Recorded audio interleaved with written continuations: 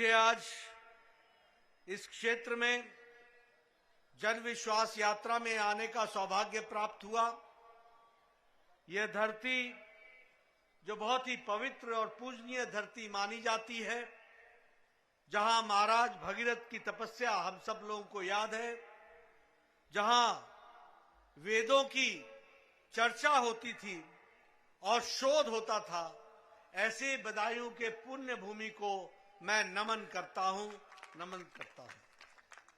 मित्रों, यह वीर भूमि क्रांतिकारियों की भूमि भी है। अगर हम मुंशी मंगल सेन जी को याद करें, अगर हम मास्टर जंग बहादुर जौहरी जी को याद करें, कुंवर रुकम सिंह जी को याद करें, हमारे चौधरी तुलसी राम जी को याद करें, पंडित निरंजन जी को याद करें और चौधरी बंदन सिंह जी को याद करें, तो हम कह सकते हैं कि यह क्रांतिकारी साथी जिन्होंने देश की रक्षा के लिए अपना सर्वस्व न्यौछावर किया, ऐसे वीर सपूतों को भी मैं नमन करता हूं और उनसे आशीर्वाद लेता हूं।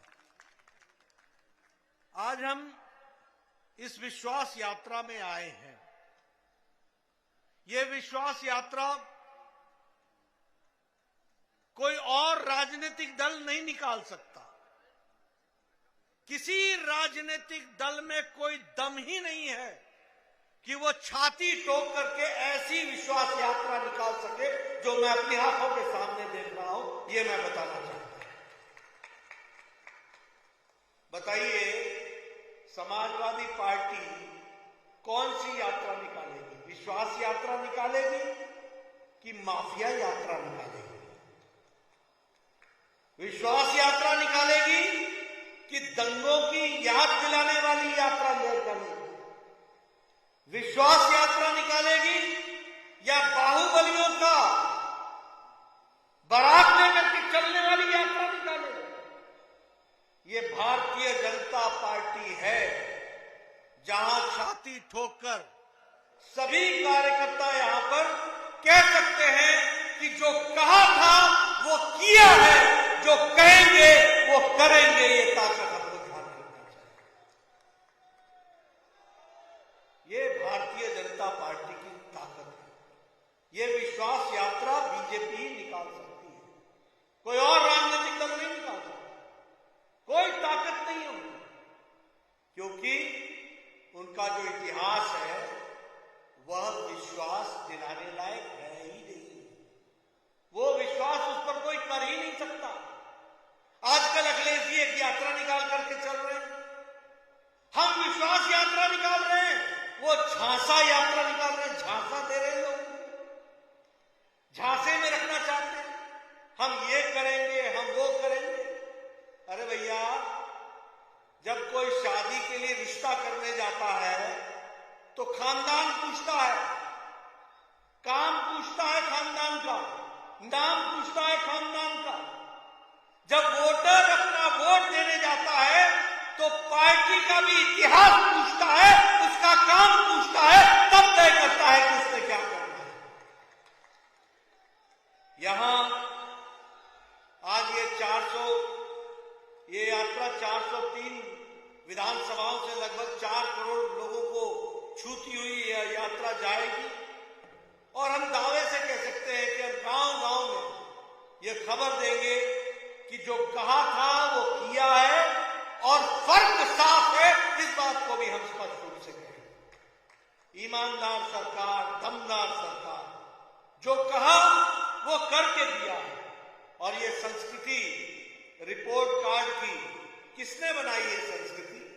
इसके पहले तो नेता चुनाव में भाषण देते थे, बोलते थे, फिर अगले चुनाव में अगला झांसा देने के लिए चले आते थे, पुरानी बातों को भुला देते थे, नई बातों को लेकर चल पड़ते थे। ये बीजेपी है जो अपना रिपोर्ट कार्ड लेकर के जनता के बीच में जाने की ताकत रखती है और जनता को जाकर के समझाती है। मित्रों, हम सबका साथ, सबका विकास, सबका विश्वास, वो खुद का विकास, खुद पर विश्वास, अपने परिवार के लिए काम, अपने जाति के लिए काम, इससे बाहर और कुछ नहीं। यही उनका इतिहास है। सारी कार्यक्रम अपने लिए, सारी नीतियां अपने लिए। उनका राज कैसा था? उनका राज था दंगों का राज। बोलिए, दंगे होते थे कि नहीं होते थे? होते थे कि नहीं होते थे? आज योगी जी के राज में दंगा मुक्त है कि नहीं है? दंगई जेल में है कि नहीं है? ये अंतर है, फर्क साफ है। नेता ईमानदार है, दमदार है, इस बात को भी हमको ध्यान में रखना चाहिए। लूट का इतिहास है, कमीशन, करप्शन, भ्रष्टाचार, ये थी उनकी सरकार। और हमारी सरकार विकास की सरकार है। आपको मालूम है, लोगों ने उत्तर प्रदेश से पलायन किया था कि नहीं किया था? पलायन किया था कि नहीं किया था? आज सब लोग सुखी से है कि नहीं है? शांति से है कि नहीं है? यह है योगी जी का राज और यह है मोदी जी का आशीर्वाद। ये हमको समझना चाहिए। मैं अभी देख रहा था, मुझे पता चला कि अभी भी एक अखिलेश का मंत्री जेल में है। अभी भी 5 साल हो गए सरकार से निकले हुए, लेकिन अभी भी अपने कारनामों के कारण जेल में पड़े हुए। खनन माफिया, खनन खनन, झनन झनन, खनन खनन, यही खनन चलता था। आजकल जेल में आराम करते हैं। जेल में बोलो, उनको जेल में आराम देना है कि नहीं देना है? देना है ना? और योगी जी को काम देना है, यह भी हमको ध्यान में रखना चाहिए। अखिलेश जी मुख्यमंत्री होते हुए आजकल झांसा यात्रा में चले। झांसे दे रहे लोग। जब सरकार में थे तो 1 लाख करोड़ रुपए का यूटिलाइजेशन सर्टिफिकेट ही नहीं दिया, जमा ही नहीं कराया सीएजी को। मतलब काम पर खर्चा किया तो वो बताया ही नहीं कि मैंने खर्चा किया कि नहीं किया। बताते कैसे? कमीशन से फुर्सत मिलती तब तो बताते।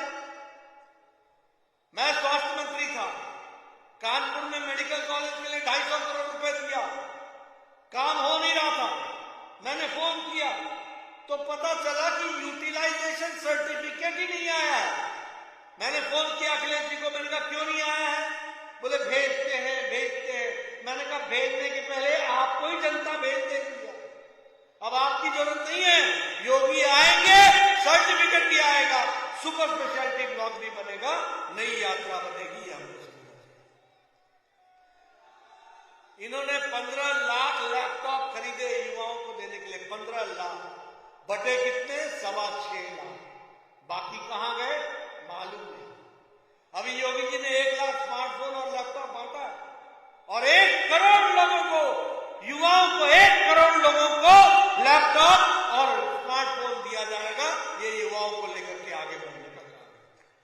उसी तरीके से मुजफ्फरनगर के दंगे आपको याद है, 62 लोगों की जान गई थी। कोई इनके जूते रेंगी थी इनके कानों को। इनको कुछ महसूस हुआ था? इनको कुछ महसूस हुआ था कि कोई गड़बड़ हो रही है? मस्त, कोई फर्क नहीं पड़ता। अखिलेश जी, मैं आप पर आरोप लगाता हूं कि आपने 15 आतंकवादियों को छोड़ने के लिए निवेदन किया। 15 आतंकवादी, वो छूट नहीं पाए, कोर्ट ने नहीं छोड़ा। उनमें से 4 पर सजाए मौत की सजा सुनाई गई और बाकियों को आजीवन कारावास हुआ। ये हमको ध्यान में रखना चाहिए। ऐसे थे आपके मुख्यमंत्री, रक्षक ही भक्षक बना हुआ था। रक्षक करने वाला ही रक्षक को रक्षा करने के बजाय भक्षण कर रहा था। आप बताइए कि ऐसी सरकार चाहिए क्या आपको? आपको ऐसी सरकार चाहिए? इधर से आवाज चाहिए मुझे। आपको ऐसी सरकार चाहिए क्या जो 15 आतंकवादियों को छोड़ दे? ऐसी सरकार ये थी अखिलेश की सरकार। ये हमको समझना चाहिए। आजकल माफियाओं का बुरे दिन है। आजकल ये बाहुबलियों के बुरे दिन हैं। अभी मुझे पता चला कि योगी जी ने अभी एक शिला भूमि पूजन किया, और वो जो भूमि पूजन किया वो जमीन किसी ने दबा रखी थी, कोई बाहुबली ने। वो बाहुबली आजकल जेल में है और वह जमीन जनता को समर्पित हुई है। यह है योगी राज, यह है सुशासन। इसको हमको समझना चाहिए। मित्रों, हम सिर्फ सत्ता में आने के लिए नहीं आए हैं, हम सत्ता में आकर के विचार को कारगर करते हुए परिवर्तन करने आए हैं। बोलो, धारा 370 को धाराशाही किया कि नहीं किया? जम्मू कश्मीर को अभिन्न अंग भारत का बनाया कि नहीं बनाया? भारत के 256 कानून जम्मू कश्मीर में लागू नहीं होते थे। ये धारा 370 को धाराशाही करके अब एक एक भारत का कानून जम्मू कश्मीर की धरती पर लगता है। ये हमको समझना चाहिए, ये हमको ध्यान में रखना चाहिए। आप बताइए, 9 करोड़ मुस्लिम बहनों को 3 तलाक से वो ग्रसित थी कि नहीं ग्रसित थी? 9 करोड़। सुप्रीम कोर्ट ने कहा था 3 तलाक हटाओ। पाकिस्तान में 3 तलाक नहीं है, बांग्लादेश में 3 तलाक नहीं है, अफगानिस्तान में 3 तलाक नहीं है, सीरिया में 3 तलाक नहीं है, इंडोनेशिया में 3 तलाक नहीं है। हमारे भारत में 3 तलाक मौजूद था। मोदी जी ने, आपने संसद में हमको ताकत दी, मोदी जी की इच्छा शक्ति थी, हम लोगों ने बटन दबाया और ट्रिपल तलाक समाप्त हो गया।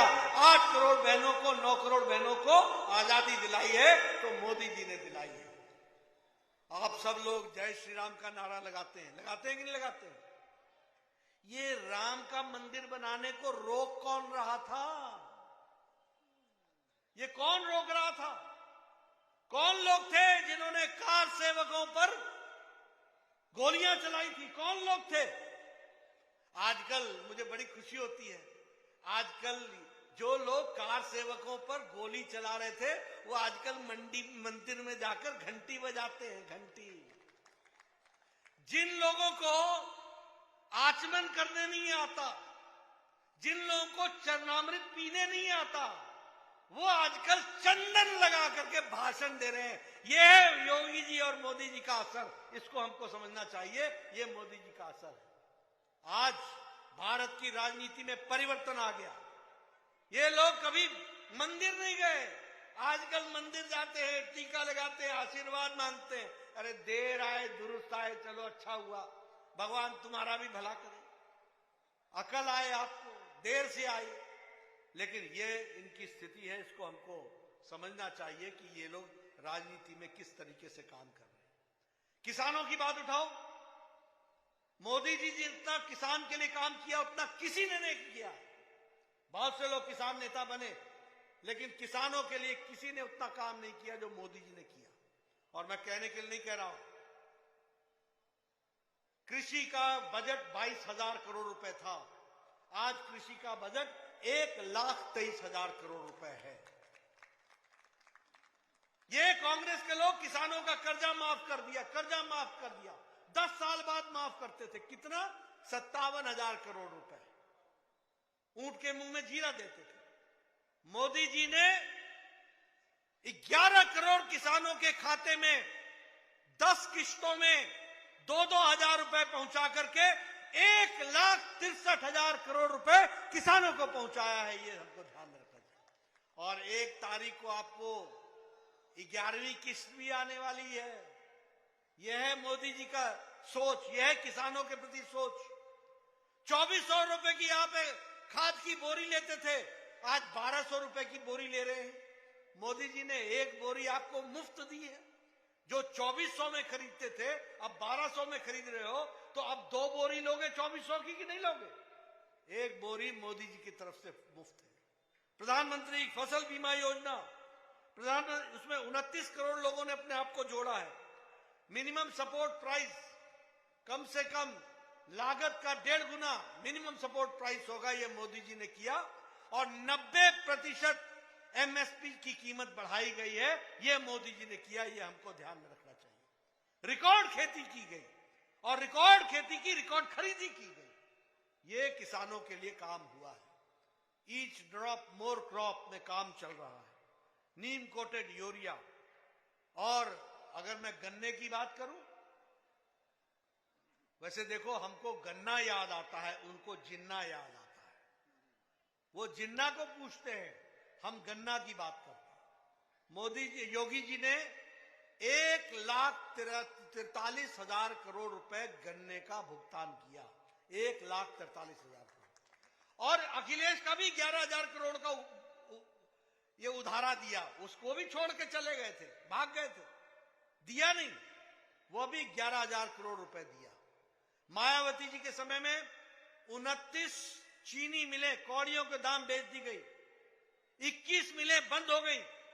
अखिलेश के समय 11 चीनी मिलें बंद हो गई, योगी जी के समय 3 चीनी मिलें फिर से शुरू हो गई और 54 डिस्टिलरीज बनी है और काम कर रही हैं। ये हमको ध्यान में रखना चाहिए।